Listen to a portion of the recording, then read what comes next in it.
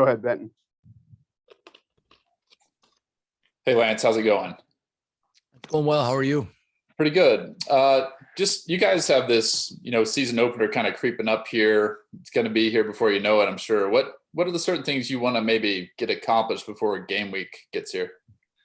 Well, we continue to chip away at things in a methodical way of situational football, hitting all our special teams, working on new mechanics that we've gone through, sideline mechanics and how we our scrimmage opportunities, headsets with coaches, substitution packages, all those little things. And we'll continue to do that here throughout the rest of this week. And as we turn our attention to South Dakota and start implementing some of their stuff as well. And then, then as we get to Sunday, it'll be a full game week preparation. And now that school has started, we've tried to really kind of, I keep using the word implement what their week schedule will be like as well. Now that we're, in our 20-hour week procedure. So it's not the same as it was the first couple of weeks. What you mentioned the 20 hours now, where do you kind of cut back? What's different this week as far as what you're doing with players? Yeah, it's all the afternoon and evening stuff that you're able to do during fall camp. It's you're just condensed with and your practice time. So you just reshape it to an in-season model. You have a lot more time to review and install. For us, a lot of the afternoon was reviewing the morning's practice film, and then most of the evening was installation and stuff for the next day. So yeah, you lose a lot of that extra teaching time, and really with the earlier start of school that I'm used to, really kind of took away an extra week of camp. And what we're up against as far as getting things done. But I think our guys have done great. Our coaches have been outstanding. And as far as getting this done in a timely manner for what they can handle. And now we just have to keep working. And as we get ready to install these game plans and yet continue to work heavily on fundamentals. How would you describe maybe the current state of your quarterback competition? It continues to be very competitive. Different guys at different days have been available and things, but I think they're all getting better. I'm pleased with all of their progress, and that's probably. I feel confident that once we decide who any of that starter may be, that they'll be able to lead our offense. Do you feel like there's a leader in that group yet? No, not really. I'm like I say, each has had their moments, and I'm very happy where that's at. And if I did, I probably wouldn't share it anyway. Hey, Coach. Just wanted to follow up on something you just mentioned. You used the word available, talking about the quarterbacks. Any concern about any of those guys not being able to go week one? No, not at all. Mm-hmm. Much like a lot of guys through camp and different things, there's different times where, there's guys are modified in different ways. And, that happens at every position. For sure. And I know obviously football comes with injuries. How would you describe maybe the state of the team overall, just in terms of, do you feel like most of the key guys are healthy? Do you feel like things are kind of moving in a good direction that way? Yeah, I think they're moving in a good direction. Unfortunately, injuries are part of the game and we go through them, but much like most camps, you're going to have some, and knock on wood and say prayers and all the other things you have to do. Trent Carter, our head football athletic trainer, and his staff and our doctors, I can't tell you how impressed I am with the job all of them have done. And from communication to taking care of our players and everything that we've done. And I think we're in a pretty good shape right now. Yeah. You've spoken about him before, Kyron Johnson, but I just wanted to ask if he's maybe shown anything over this last week or two that's maybe shown some of that development he's made since settling in at that defensive end spot. Yeah, I think he's feeling more comfortable each and every day. I could tell a little bit that we've kind of modified some of the practice. There was some time off on Saturdays, probably most of and some other shorter practices, and you're trying to work on balancing, getting work done and getting their legs back to him. And I thought he moved around excellent yesterday. You can see his burst. You talk a lot of times, he's got that type of twitch that you're looking for coming off the edge, but the motor and other things of backside of, putting his foot in the ground, turning and pursuing and things, chasing stuff down. I'm honestly, I'm excited to go watch him play in game day because, he's that type of player. And then last thing for me, I also wanted to ask you about Colin Grunhard and just what you've seen since he started. I know he's played both center and guard. What do you like about what he's brought to you guys? Toughness. Number one, he's got a blue collar mentality. He's my type of guy in the line. He's gritty. You can tell he's been raised in the game. He's about the team. I don't know. I can go on and on, I guess, I know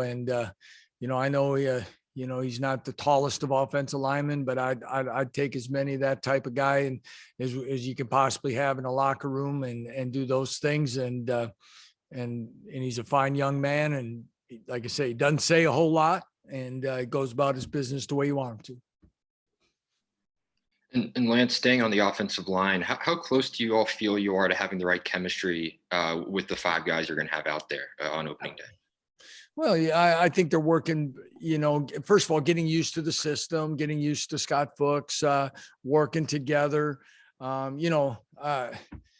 read something that Daniel Burke put together, I think one time is, if I'm correct here, we had 4 starting centers here last year in the last 4 games. Would that be accurate, guys? Is that right? Okay. We had 2 starting centers in 6 years at my last job. Okay. So when you're talking about stability and communication and understanding and where it's going and who you feel comfortable lining up next to, I don't know if that's going to get done in 2.5 weeks. So we're going to continue to work that way. I think they're doing a really good job. We've got to find, not just 5, we've got to work on a 2 deep, or is that going to be a top 8 and who's going to be the versatile guys. And, a guy like Adagio can play a lot of different places and has had to do that. I think you mentioned Colin earlier, guys, about, he can play a couple. Michael Ford, Bryce Cabledew I think has really come on lately here and is going to show again that he's going to help this football team. I think Malik Clark and Earl Bostic are guys that have been there a long time, and Earl's so talented. Malik is very consistent. So I see it coming together. I don't know until it gets for real, where that's going to be. And of course, as we go through the month of September, we'll continue to progress and learn on the job. And at Media Day, you talked about Devin Neal and what he could potentially be for the team this season. Are there moments throughout camp that have stood out where have really shown you that stand out in your mind about why he could be that kind of guy for you as a freshman? Yeah, really, it's the whole camp. I mean, because it's his maturity and how he goes. He doesn't get flustered. He doesn't flinch. He takes coaching.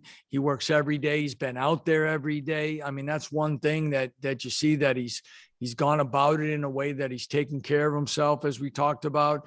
I'd see him in Jonathan Wallace's office asking questions to get better. And then there's just times in schematics, and we're going to be a zone team, and sometimes zone scheme blocking and really the tempo of the run and the pace of the running back is much different than sometimes can be asked sometimes of backs in high school. And having patience and not just relying on God-given athletic ability takes a little time to get used to. And I think he's continues to progress in such a positive way. As I've said earlier, just like other positions, there's been other guys that have missed practice, and he has been probably one of the more consistent guys out there each and every day. And he's taken advantage of those opportunities while others have not been there. And with the various recruits commits you all have, as these games start up, like what do you hope that these recruits, these commits, see from you all on the field as the season progresses? Are there things that you hope they see? Well, I think hopefully they see improvement and progress and a style of play that they can see themselves being a part of. From a coaching standpoint, that that we're doing things right schematically. Our players are playing hard and having fun playing the game and competing in such a way that the way the game's meant to be played. And obviously then, but like any young player, what do they want? They want opportunity. They want opportunity to get on the field and get on the field as fast as they can.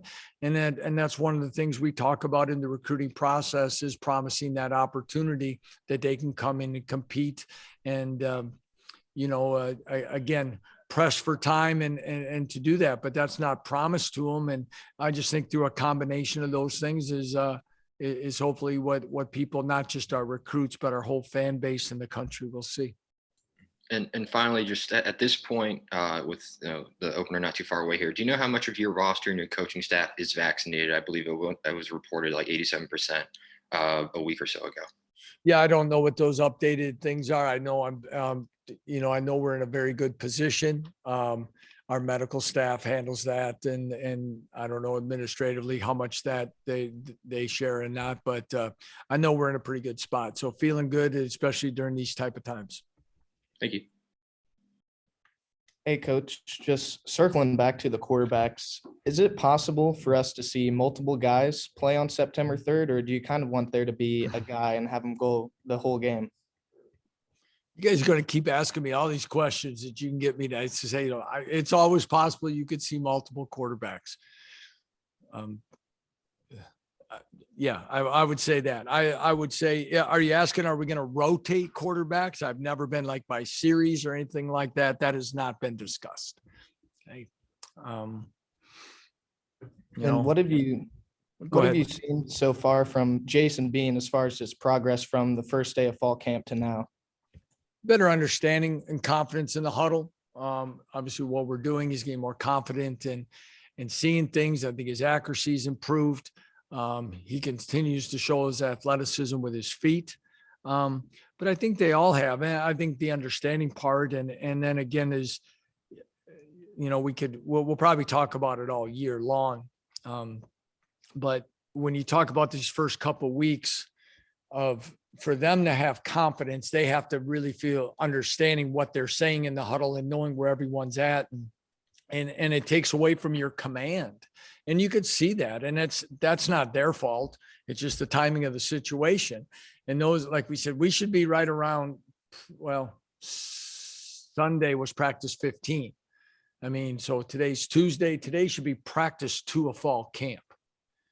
Okay. That's where we really should be. If it was like, what, we get 15 spring practices, we would have had a chance to get everything. Then we'd be coming back and reviewing and starting in day 2 installation, but we don't get that right now. So when it comes to them, the same thing has to be there, is that for them to slowly get understanding and really command and with confidence tell people what's really, where to get lined up and what motions we're doing and all the things, let alone the reads and everything that's happening. And, but now that we're at this point, you're starting to see those things happen for Jason and for all the guys.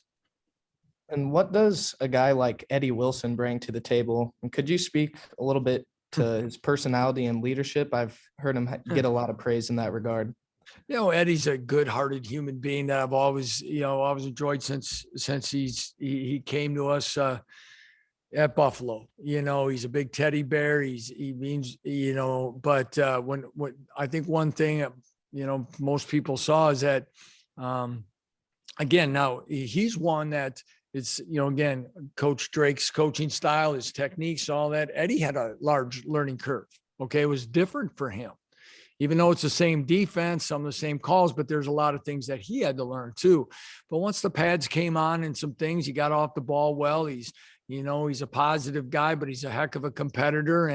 And as he's gotten a little bit older through the program, and he started as a true freshman, and he started in a MAC championship game, so he's kind of been through some battles and stuff, and he brings some knowledge of what that's like, and he's tried to communicate and help that. But I think that whole position group really does a great job of leading each other and encouraging each other and really demanding an expectation from one another as well.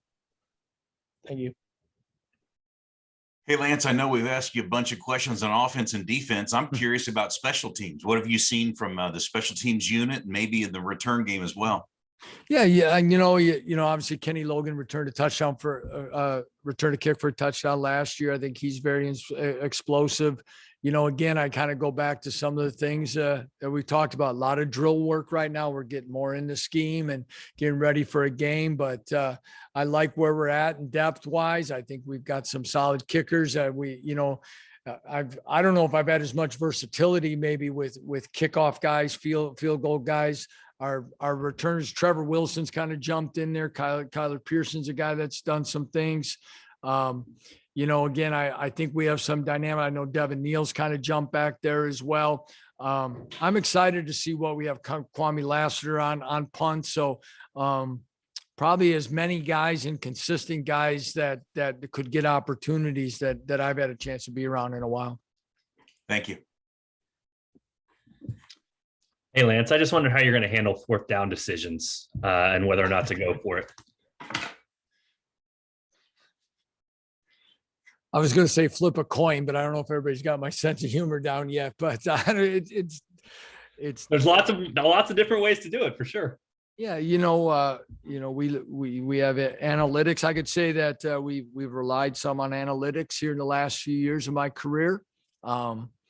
I could tell you the first game I ever used them, it was eye-opening. As we know, possessions are important in game and trying to find a way to do it. But Andy Kolnicki and I have great communication, I feel, about that. He knows kind of where we're at on each down and distance based on field position. And it's not just going for it on third down, gentlemen. It's what the third down is as well. And that's what you have to be ahead of the game is because if you're going to go for it on fourth and whatever, that shapes the third down call as well. And that's where you try to find advantages. And maybe what your third and sixth call is if you're going to go for it on 4th and 3. And so I think we've been able to do that, and hopefully we'll be able to continue that. But probably if you go back to the old play-by-plays, I'd probably say my first 4 years at FBS versus the last 2 is significantly different in going for it on 4th down. Yeah, you made me curious, just as a quick follow-up. What surprised you about the analytics when you got those?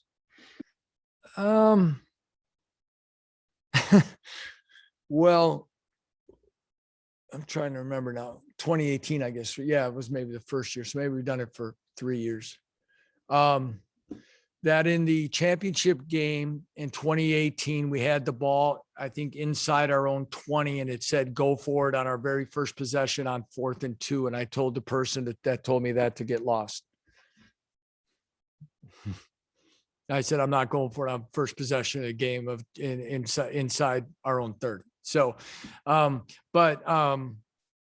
just the aggressive and some of that. Now you can't get solely, to me, we don't get solely locked up into that. There's a lot of things that go with it. Feel of the game, how we're playing, how well we're playing defensively, conditions outside, what happens on third down. A lot of those things were there. So there is still some, it's not 100% computer and robotically generated.